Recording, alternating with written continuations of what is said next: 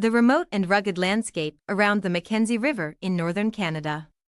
The region is known for its dense forests, icy waters, and isolation. Emma Blake, a young journalist from Toronto, arrives to cover a story about the mysterious disappearances around the river. Local Indigenous legends speak of a vengeful spirit tied to the river, a ghostly figure that emerges from the water to claim those who venture too close. An old tale of a fur trader who went mad and drowned in the river, his spirit said to be restless. Emma speaks with local residents who share eerie experiences and encounters with the ghost. Emma digs into historical records and uncovers disturbing patterns in the disappearances. Emma experiences strange phenomena, disembodied voices, flickering lights, and cold spots. The supernatural occurrences escalate, with the ghost becoming more aggressive and intrusive. Emma discovers a hidden diary of the fur trader, revealing his dark secrets and the true nature of the spirit. Emma faces the ghost in a harrowing encounter by the river, uncovering the tragic and violent past that fuels its rage. Emma must confront her fears and the spirit's wrath in a desperate bid to escape the river's grip. Emma finds a way to put the spirit to rest, but not without a heavy price. Emma returns to Toronto, forever changed by her experiences. The legend persists, and the river remains a place of mystery and dread. Emma Blake had never seen a place quite like this. The Mackenzie River, winding its way through the northern wilderness of Canada, was a sprawling expanse of icy water and ancient forest.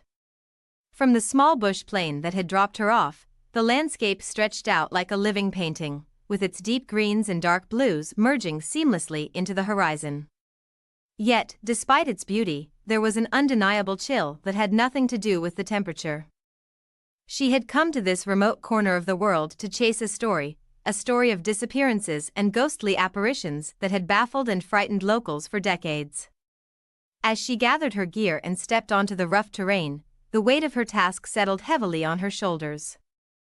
The Mackenzie River wasn't just a body of water, it was a character in a chilling legend that had drawn her here, far from the bustling streets of Toronto.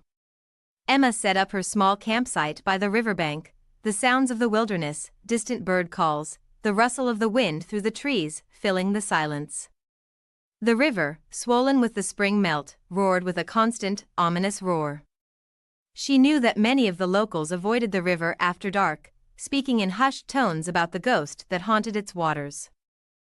The stories had intrigued her, and she was determined to uncover the truth behind them. By late afternoon, Emma made her way to the nearby town of Fort Providence, a modest settlement where she hoped to find information and perhaps some insight into the local legends. The town was a collection of small wooden houses and shops, with an air of quiet resignation that spoke to its remote location and the harshness of its environment. In the local diner, a place that seemed frozen in time, she found her first source of information. The patrons were a mix of weathered faces and wary eyes, their conversations often interrupted by long pauses as they glanced nervously towards the river. "Can I get a coffee?" Emma asked the waitress, who eyed her with a mix of curiosity and apprehension. "Sure thing," the waitress replied, pouring the coffee with a practiced hand. "You're the journalist, right? The one here to cover the ghost story?" Emma nodded. "That's right. I'm hoping to find out more about the disappearances and the spirit people talk about." The waitress's expression grew solemn. "Well, you've come to the right place, though not everyone around here likes to talk about it. The river holds its own secrets, and not all of them are meant to be uncovered."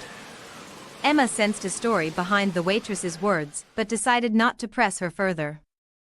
Instead, she took a seat at the counter and sipped her coffee, scanning the room for any sign of the ghost story she was chasing. A few minutes later, an older man with a grizzled beard and a weather-beaten face took the seat next to hers. He wore a tattered coat and a hat that had seen better days.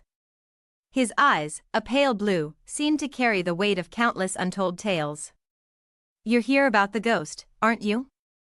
he asked, his voice gravelly but surprisingly steady. Emma turned to him, intrigued. "Yes, I am. I'm trying to understand what happened and why people keep disappearing."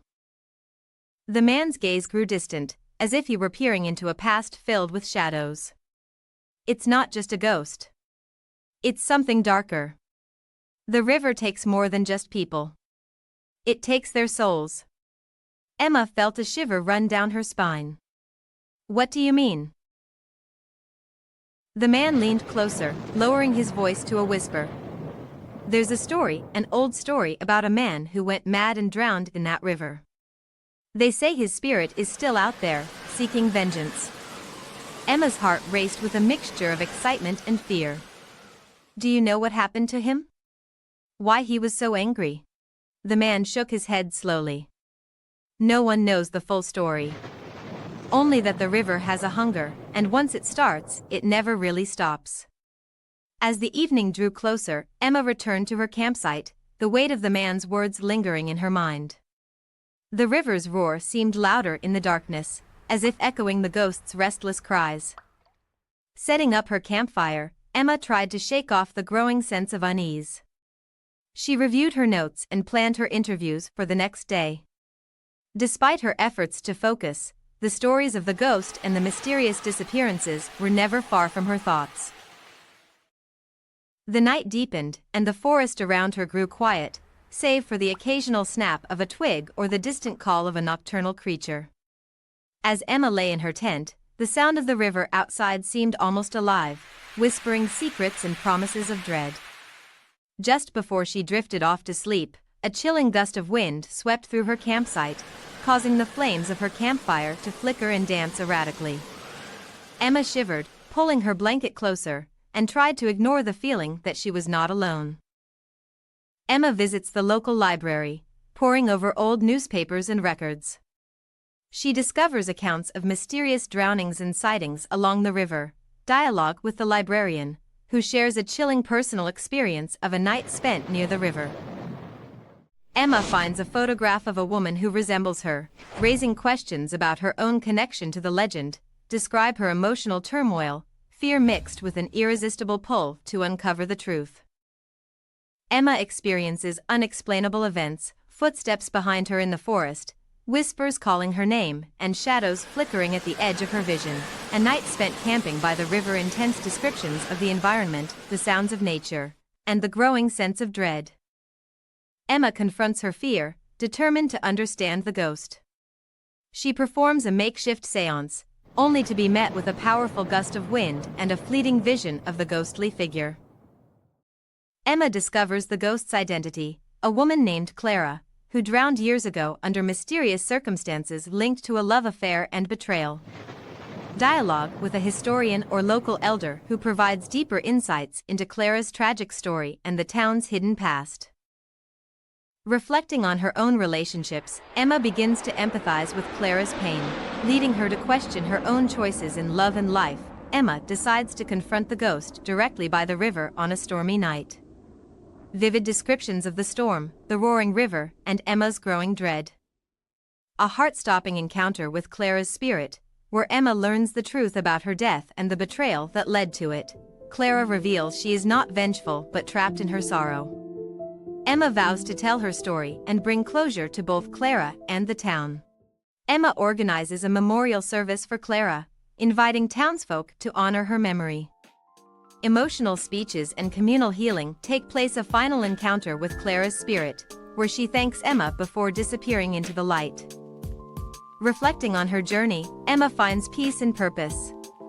She writes a compelling article, weaving together the legend and her personal insights. The town's atmosphere shifts as they acknowledge their past, creating a sense of unity.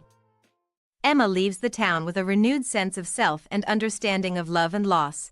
The river continues to flow, a silent witness to the stories of those who came before, and Emma knows Clara's spirit will live on in the hearts of the townspeople. Throughout the story, infuse vivid imagery and rich dialogue to evoke the eerie atmosphere. Describe Emma's internal thoughts and fears as she delves deeper into the legend, allowing readers to connect with her emotional journey.